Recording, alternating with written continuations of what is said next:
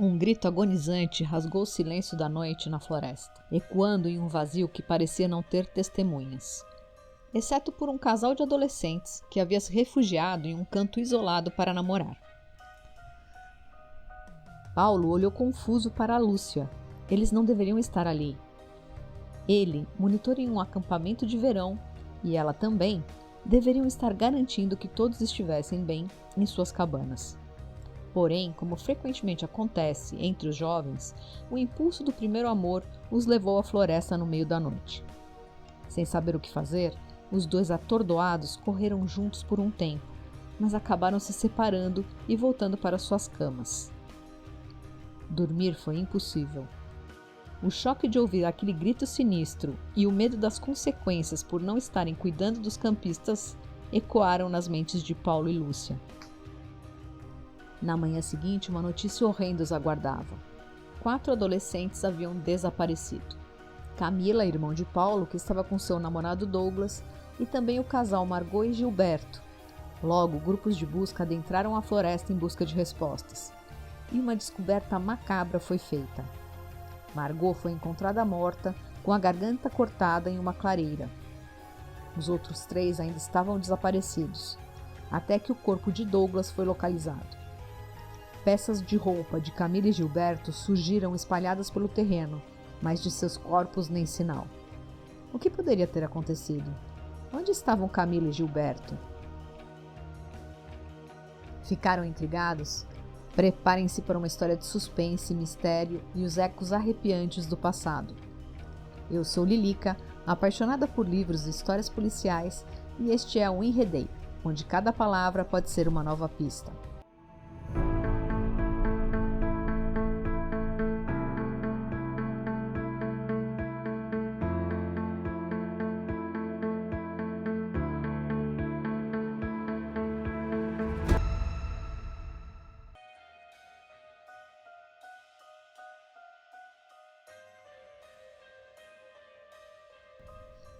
Oi, gente! Bem-vindos ao Enredei, o podcast que traz histórias policiais de ficção, adaptadas e narradas em um estilo de true crime.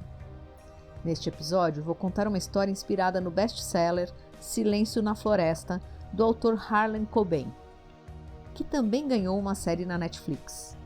Eu recomendo ambos. O livro é espetacular e a série não fica atrás. Eu vou deixar o link do livro na descrição do episódio e também no site enredeipodcast.com.br. Este é o primeiro episódio baseado nas obras desse autor criativo e envolvente, e por isso vou compartilhar um pouco sobre ele. Harlan Coben, renomado autor americano de suspense e mistério, nasceu em 4 de janeiro de 1962, cresceu em Livingston, em uma família judaica, e estudou ciência política no Harvard College, onde foi colega do futuro autor Dan Brown, de Código da Vinci. Coben é conhecido por suas narrativas complexas, repletas de reviravoltas inesperadas e personagens memoráveis. Seus livros frequentemente exploram segredos do passado e a natureza ambígua da verdade. Ele é o primeiro autor a conquistar os 3 principais prêmios literários de mistério dos Estados Unidos. Além de seus livros, Coben também adaptou suas obras em séries de sucesso na Netflix, como The Stranger e Safe. Com uma carreira repleta de best-sellers internacionais, Coben continua a cativar leitores ao redor do mundo com suas histórias intrigantes e cheias de suspense, que prendem do começo ao fim. Dito isso, vamos a alguns recados rápidos. Os crimes descritos neste episódio são fictícios, ou seja, não correspondem a crimes reais e podem conter spoilers das obras que serão narradas aqui. Os nomes dos personagens foram traduzidos para facilitar o acompanhamento da história. Recados dados, bora pra história!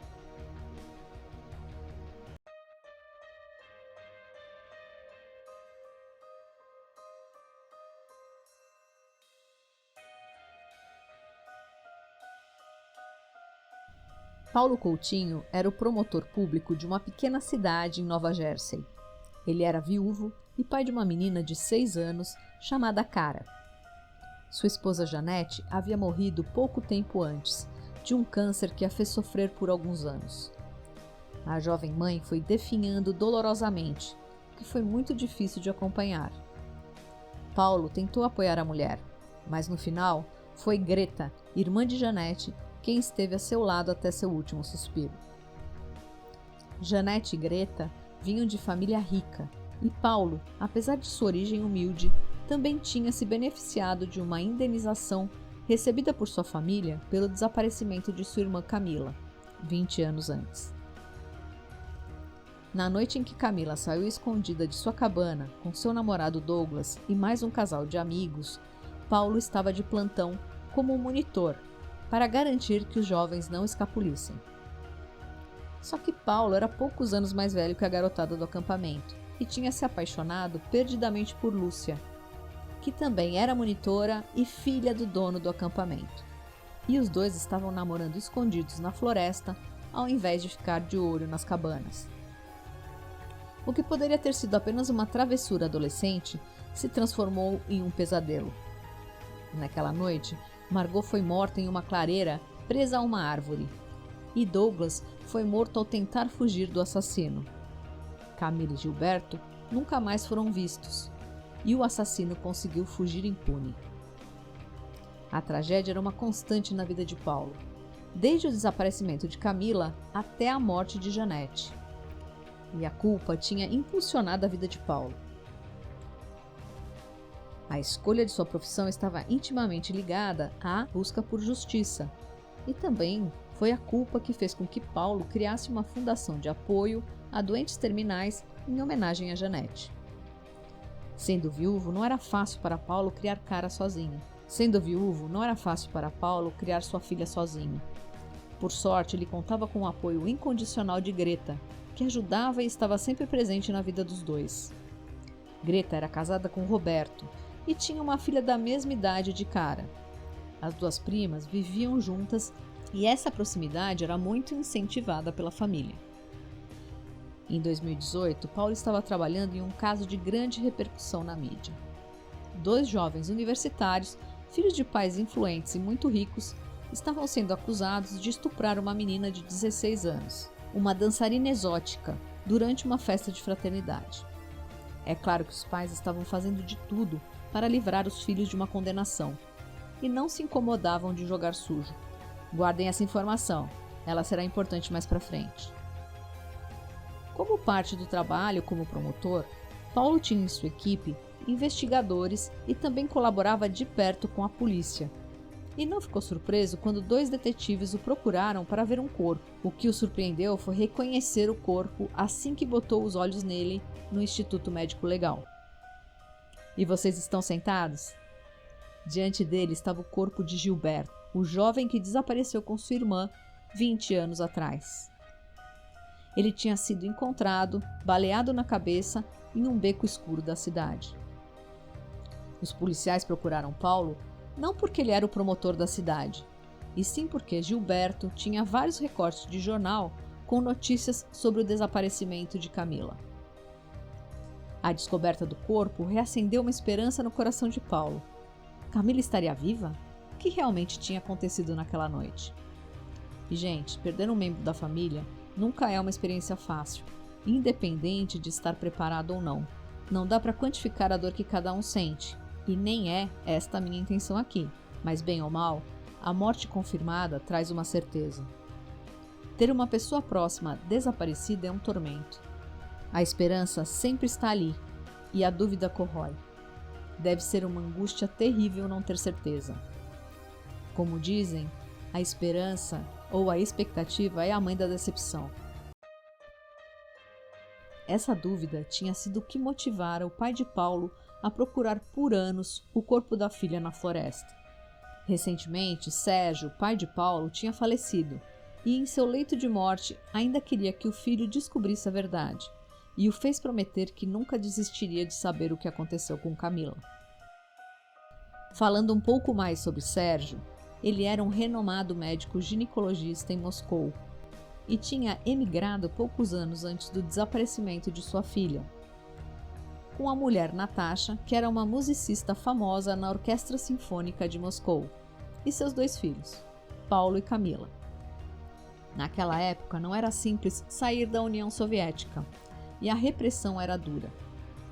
A família Coutinho resolvera arriscar tudo depois da prisão dos pais de Natasha, professores universitários considerados inimigos do regime, que foram presos e morreram na prisão em pouco tempo.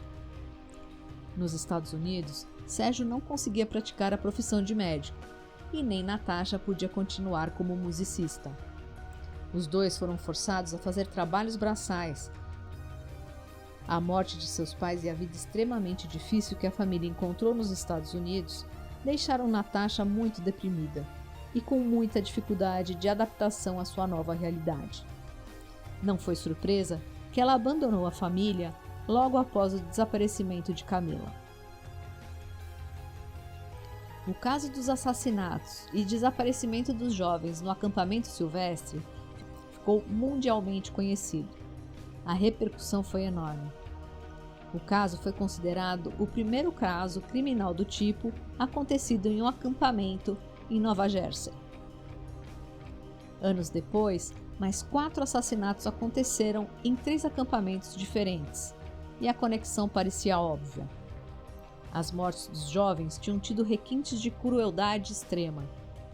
Todos tiveram suas gargantas cortadas e 2 deles tinham sido enterrados ainda vivos. Mas, ao contrário do caso de Camila, esses casos tinham sido solucionados e o assassino cumpria prisão perpétua. A conexão, além do modus operandi, estava no assassino. Seu nome era Wagner e ele ficou conhecido como o Matador do Verão. Wagner tinha sido monitor no acampamento silvestre por anos, até a fatídica noite do crime. A questão é que a polícia nunca conseguiu ligar Wagner a esse primeiro crime. E é claro que ele não confessou. Por isso o caso continuava aberto, mesmo 20 anos depois. Wagner era um garoto muito rico que já apresentava traços de psicopatia desde pequeno. Ele tinha matado o gato da família e feito muitas outras maldades que os pais acobertaram, enquanto puderam. Ele era considerado um tanto excêntrico, mas era amigo de Paulo, Lúcia, Margot, Douglas, Camila e Gilberto. Foi um choque quando descobriram seus crimes e que ele devia ter assassinado Margot e Douglas, e provavelmente Camila e Gil, que nunca mais tinham sido encontrados. Retomando o fio da meada, a investigação do assassinato de Gilberto estava sendo complicada. Os pais de Gilberto foram chamados para reconhecer o corpo e foram categóricos que aquele não era seu filho. Nas roupas do morto foram encontrados documentos com o nome de Manolo Santiago. Paulo estava transtornado com o casal Pérez e não entendia como eles não tinham reconhecido o próprio filho.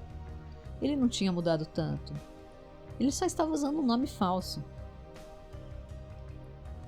Paulo e Gil eram amigos e tinham trabalhado durante alguns anos juntos no acampamento. Gil tinha uma cicatriz feia no braço que Paulo reconheceu imediatamente. Como os pais dele não reconheciam?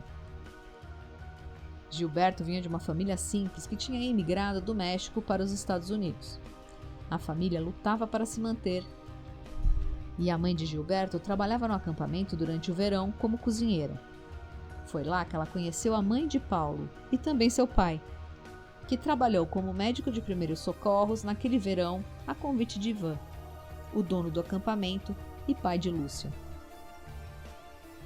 Ivan era um tipo paz e amor, hippie, que tinha ganhado uma herança e investira tudo no sonho de uma vida mais simples, cercada pela natureza e oferecendo um local bacana e divertido para os jovens passarem as férias de verão. O acampamento ganhou o nome de Acampamento Silvestre, e lá ele tinha liberdade para usar drogas recreativas e viver como queria. Ivan tinha um bom coração, e quando conheceu Paulo e soube da história de sua família, ele quis ajudar, contratando o pai e a mãe e oferecendo uma vaga no acampamento para a família de graça. Infelizmente, depois do crime horrível que aconteceu no acampamento, sua vida virou de cabeça para baixo. Os pais das vítimas, inconformados com a perda dos filhos, abriram um processo por negligência contra Ivan, e ele teve que vender o acampamento e outras posses para pagar a indenização milionária que os pais receberam. Os pais de Margot e Douglas já eram ricos, e o dinheiro não foi um fator tão importante. Para eles, destruir o acampamento e seu dono pareceu trazer um pouco de alívio à dor que sentiam pela morte horrenda de seus filhos. Já para os pais de Gilberto e Camila, o dinheiro foi um fator que permitiu que eles mudassem de vida. É claro, gente, que ninguém acha que receber qualquer quantia de dinheiro pode substituir um filho. E tenho certeza que esses pais teriam trocado o dinheiro pelos filhos de volta em um piscar de olhos. Mas infelizmente não foi isso que aconteceu.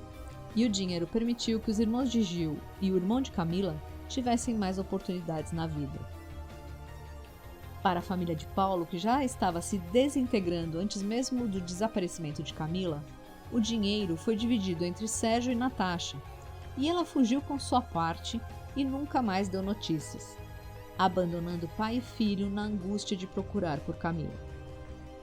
O dinheiro, no caso deles, foi bem usado na educação de Paulo e para que os dois pudessem ter uma vida mais confortável.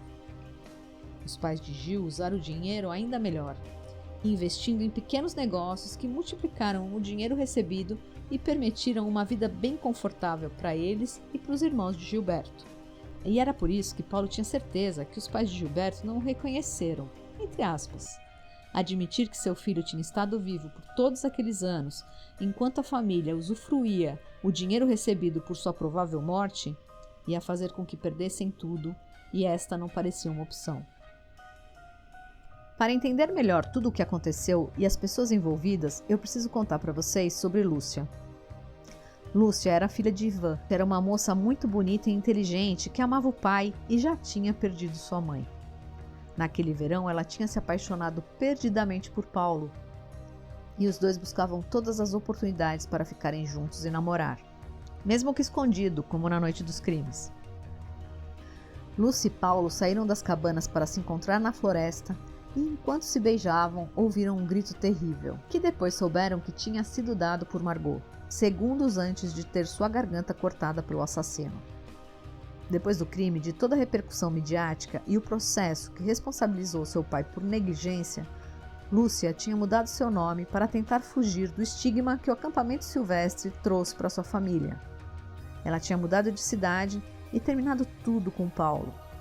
Ela estudou literatura inglesa e psicanálise e dava aulas em uma faculdade em uma cidade vizinha de Paulo, sem saber que ele estava tão perto. Da mesma forma que Paulo, Lúcia também se viu arrastada para o passado. Não porque ficou sabendo sobre o corpo de Gil, mas porque um de seus alunos escreveu uma redação anônima com detalhes daquela noite que somente Lúcia e Paulo saberiam. A cada nova semana, Lúcia recebia mais uma parte da história, e o aluno parecia saber praticamente tudo o que se passou em sua cabeça naquela noite. Sem saber o que fazer, Lúcia procurou por Paulo na internet e entrou em contato com ele.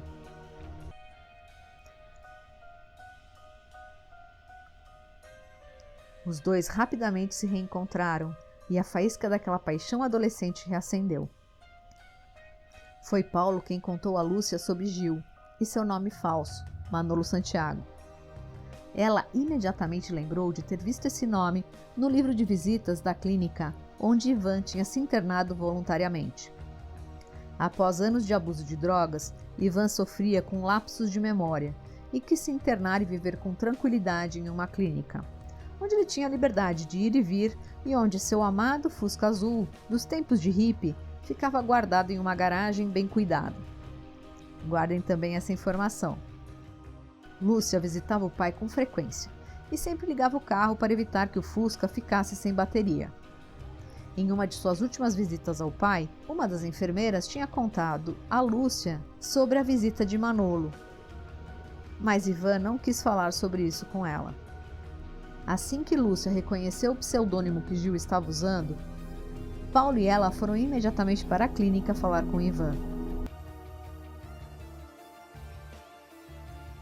Ele se recusou a falar com Lúcia, mas aceitou dar um passeio e conversar com Paulo. Preparem-se que lá vem reviravolta.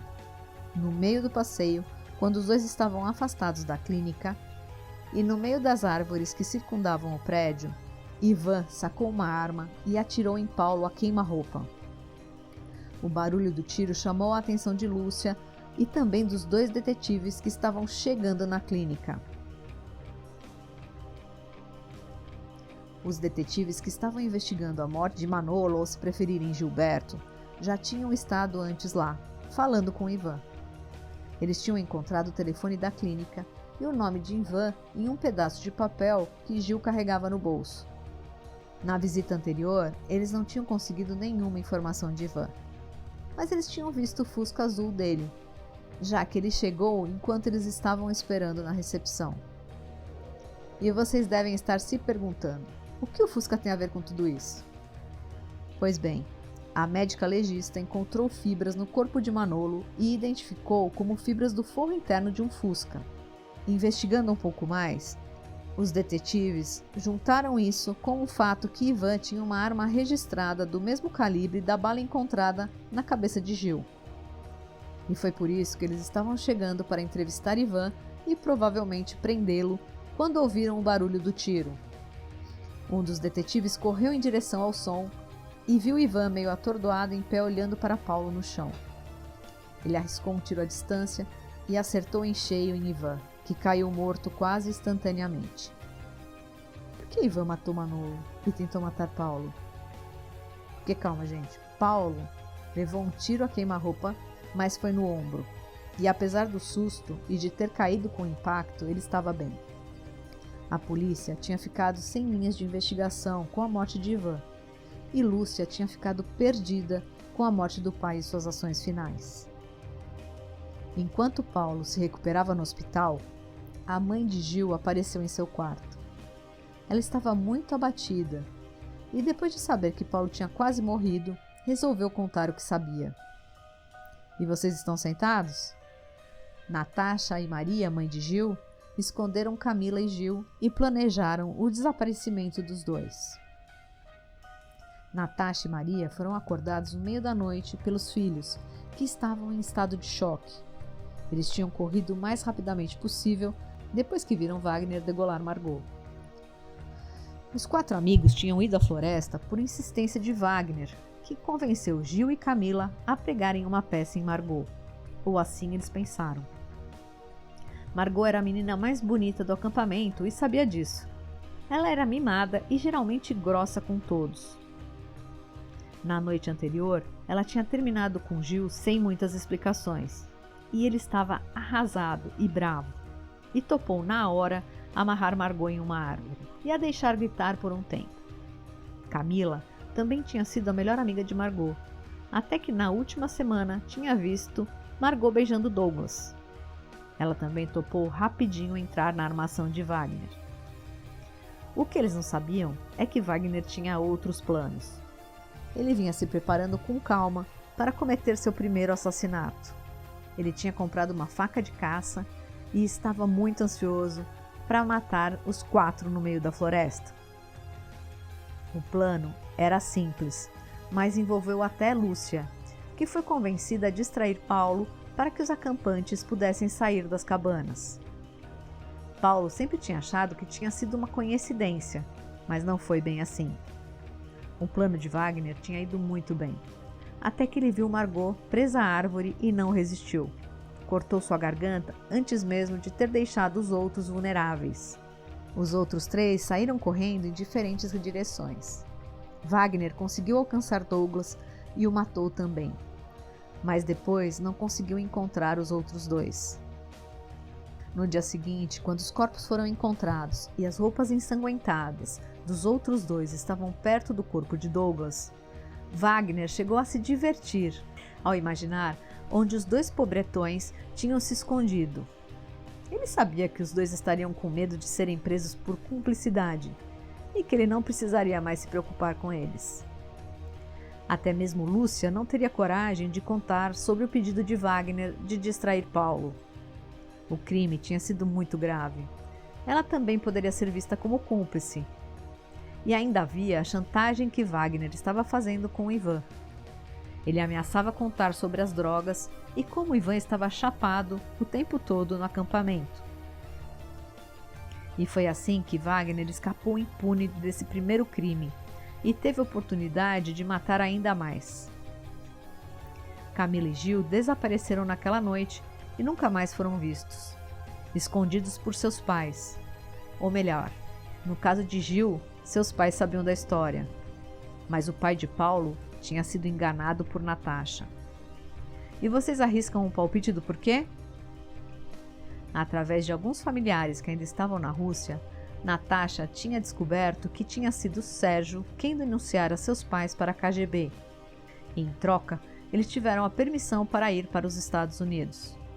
Na cabeça de Sérgio, seus sogros ficariam presos por um tempo, mas seriam logo liberados. Ele não imaginou que os idosos seriam torturados e mortos na prisão.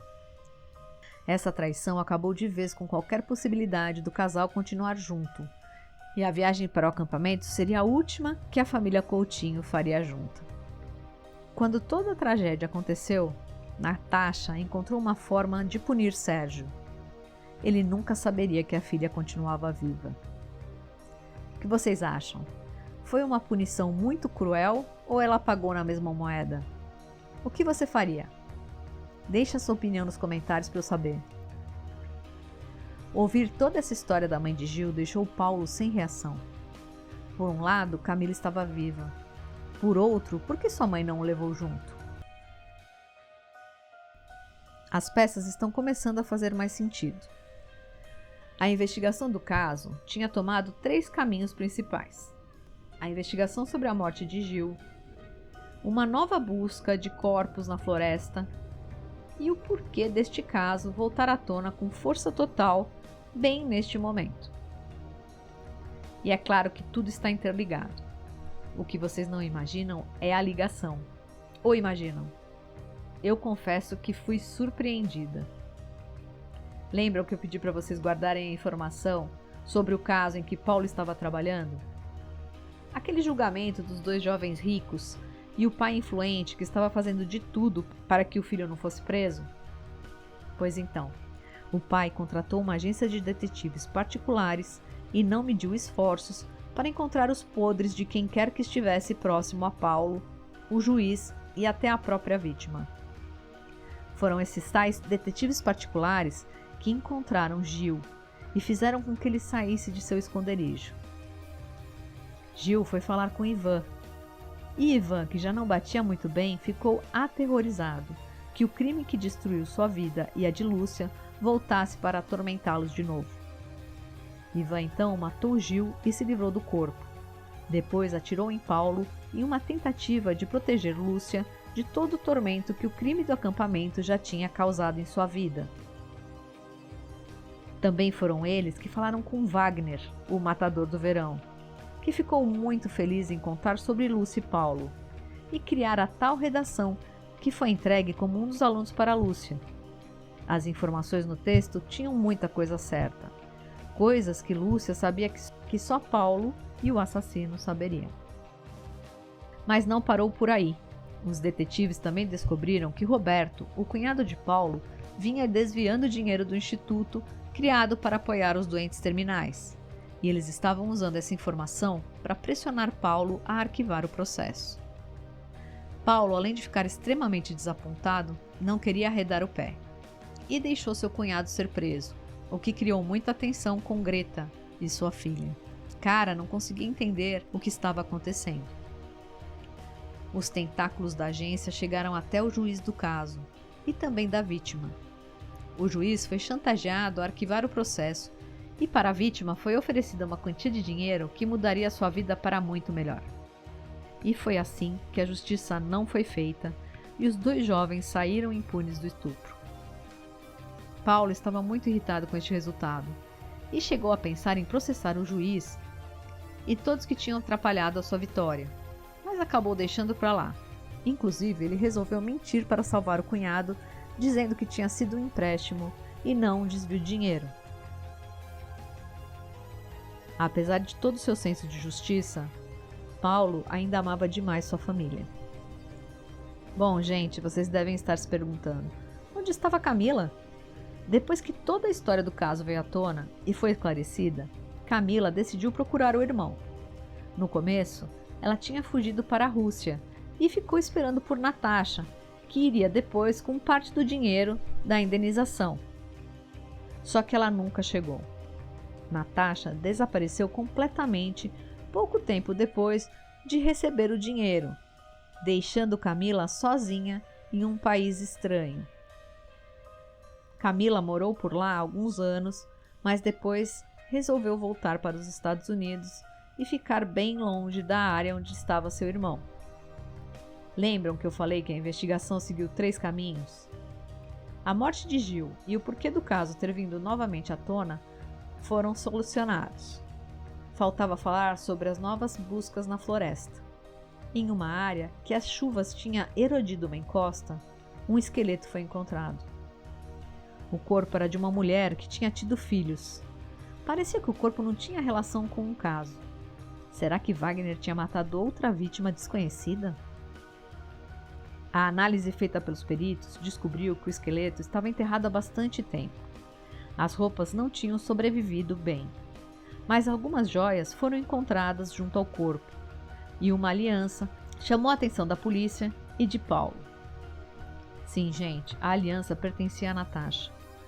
Por um exame de DNA, a polícia a identificou com certeza. Natasha tinha sido morta ao tentar deixar Sérgio, e ele a enterrou na floresta, pensando em deixar o corpo da mulher perto de onde achava que estava o corpo de sua filha. Um amigo dos tempos da KGB tinha ajudado Sérgio e voltado para a Rússia. Com toda a repercussão sobre o antigo caso na mídia, ele mandou uma carta contando tudo para Paulo. Com tudo esclarecido, Camila, que não tinha se casado, foi morar com Paulo e estava adorando ser tia. Cara também estava amando ter Camila em sua casa. Paulo e Lúcia tinham se reaproximado e a antiga paixão tinha reacendido. Mas ao saber que Lúcia de alguma forma tinha cobertado Wagner, Paulo começou a se questionar se os dois teriam futuro. Wagner foi processado pelo assassinato de Margot e Douglas, com o testemunho de Camila, mas já havia passado muito tempo e as provas eram circunstanciais. De qualquer forma, ele já estava cumprindo prisão perpétua e não sairia da cadeia com vida. Tudo acaba bem quando termina bem? A justiça foi feita? O que vocês acham? Deixe sua opinião nos comentários. Eu vou adorar conversar com vocês.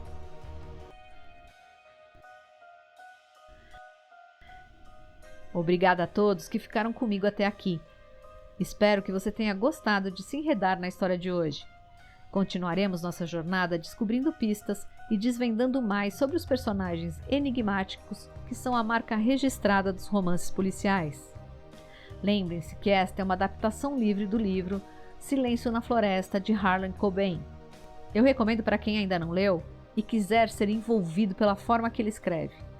Eu vou deixar o link na descrição do episódio e na página do caso no site enredeipodcast.com.br. E vejam também a série que está na Netflix. Tem algumas outras diferenças na adaptação, mas é muito legal. Mande seus comentários, pensamentos e sugestões. Eu conto com vocês para me ajudar a manter a qualidade e relevância do podcast e garantir que o conteúdo seja sempre interessante para vocês. Se você gostou do episódio de hoje, por favor, compartilhe com seus amigos, poste nas suas redes sociais ou envie-o diretamente para eles. E não se esqueça de seguir o podcast em sua plataforma preferida e ativar as notificações para saber sobre os novos episódios. Se puder também, avalie e apoie o Enredei Podcast. As informações estão no site enredeipodcast.com.br. Obrigada a todos que ouvem e apoiam o podcast Enredei. Sem vocês isso não seria possível. Cuidem-se e até a próxima história.